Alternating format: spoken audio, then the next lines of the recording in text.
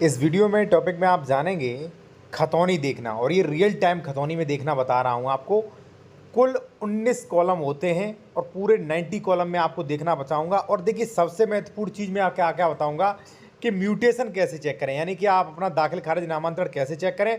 और देखिए, सबसे ज़रूरी, अगर आप कोई प्रॉपर्टी खरीदने जा रहे हैं या खरीद चुके, तो वहाँ पे खतौनी कैसे चेक करें। और खतौनी में मेन चीज़ें क्या होती, जैसे मान लीजिए श्रेणी नंबर है, खातेदार का वर्ग है, ठीक है, गाटा मिन नंबर है। ये चीज़ें मैं आपकी सिखाऊंगा जो कि आपको कोई भी व्यक्ति नहीं बता पाएगा ऐसे।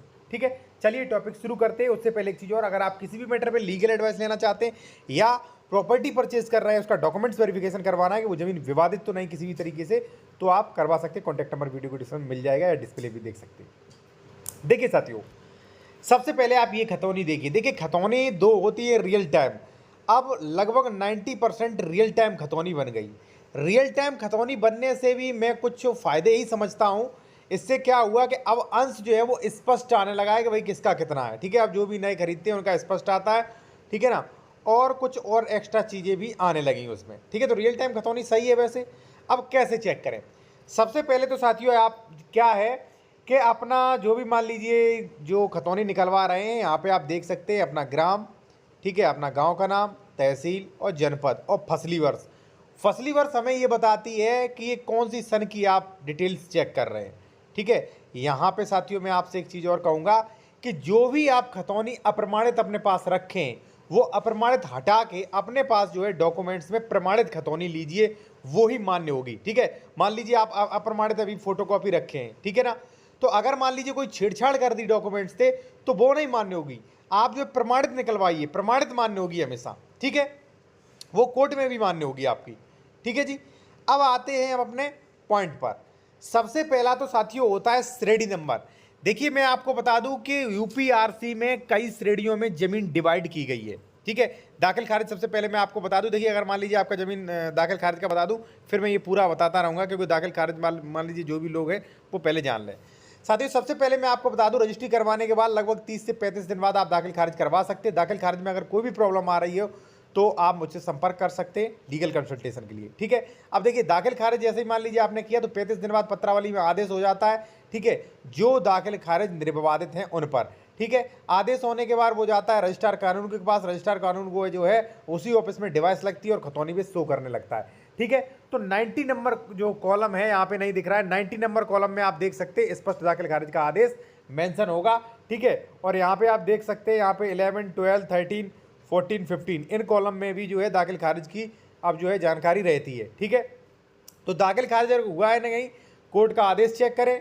ठीक है, देखिए, वकील ने अगर ऐसा ही दे दिया तो वो मत चेक करें, ये आदेश पोर्टल पे है कि नहीं वो चेक करें, खतौनी पे है कि नहीं वो चेक करें। अगर खतौनी पे नहीं आया तो दिक्कत होगी, क्योंकि जो R6 होता है उस पर तो आपका आदेश है, लेकिन खतौनी पे नहीं आया, फिर चक्कर काटोगे 32/38 में।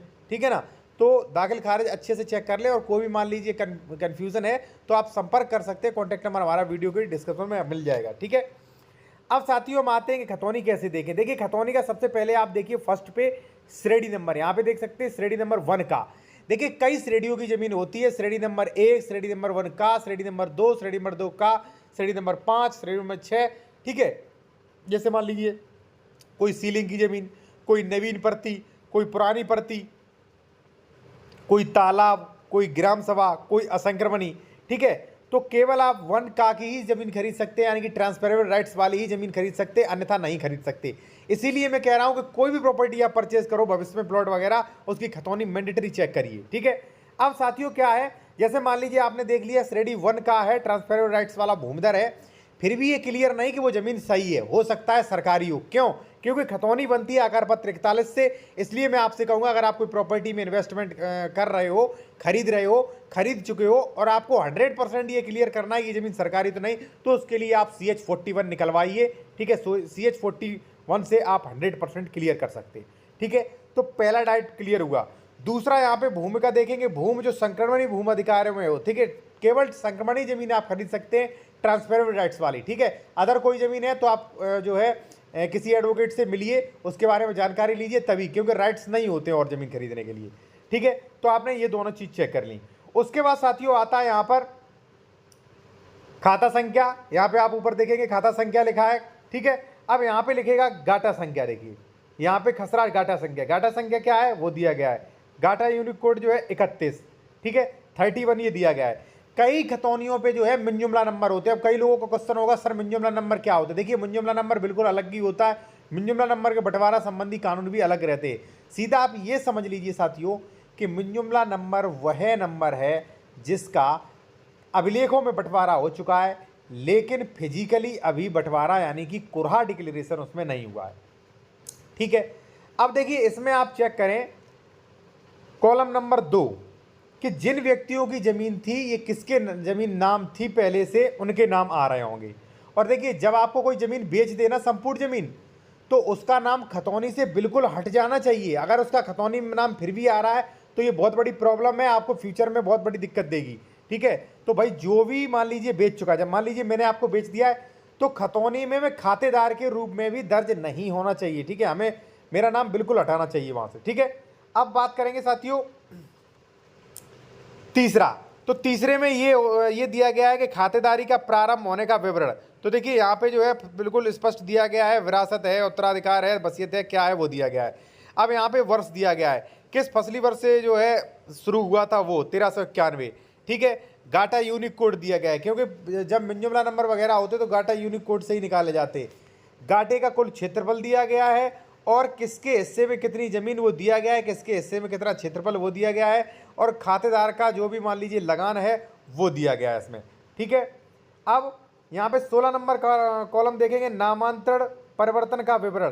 तो देखिए यहाँ पे जो भी दाखिल खारिज संबंधी आदेश होते हैं वसीयत से, बैनामा से, दान पत्र से, तो वो यहाँ पे डिसाइड होता है। और मान लीजिए जो भी कंप्यूटरीकृत वाद होता है वो यहाँ पे मेंशन होता है। फिर उसके बाद पिता का नाम, संरक्षक का नाम, जो भी मान लीजिए ज़मीन बेची है उसका नाम होगा, और उसके घाटे में कितनी ज़मीन बेची है उसका नाम होगा।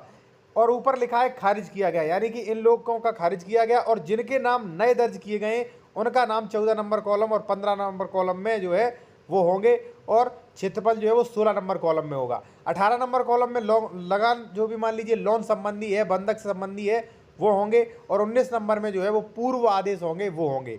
अब देखिए साथियों अगर मान लीजिए आपको पूरी यूपीआरसी से संबंधित कोई भी प्रॉब्लम हो, ठीक है, खतौनी से संबंधित, दाखिल खारिज से संबंधित, वसीयत से संबंधित, जमीन खरीद रहे हैं उसका डॉक्यूमेंट्स वेरिफिकेशन करवाना, धारा 80, 143, तो आप बेहतर कानूनी सलाह ले सकते हैं मेरे द्वारा। हमारा कॉन्टैक्ट नंबर वीडियो की डिस्क्रिप्शन में दिया गया है। आप फीस पे करके कॉल जो मान लीजिए व्हाट्सएप पे मैसेज करें, अपॉइंटमेंट लेके आप जो है बात कर सकते हैं, ठीक है ना। तो देखिए काफ़ी बड़ी खतौनी होती है। मैं आपसे यही कहूँगा कि अगर आप प्रॉपर्टी खरीदना चाहते हैं या खरीदने का कोई प्लान बना रहे हैं या खरीद चुके हैं, तो प्रॉपर्टी पूरी तरीके से सही है कि नहीं उसका आप वेरिफिकेशन अवश्य करवा सकते हैं। आप चाहें तो मेरे द्वारा भी आप करवा सकते हैं बेहतर तरीके से साथियों, ठीक है। अब देखिए डिस्प्ले छोटी होती है तो वही खतौनी हो सकता है मैंने अच्छी तरीके से ना समझाई हो।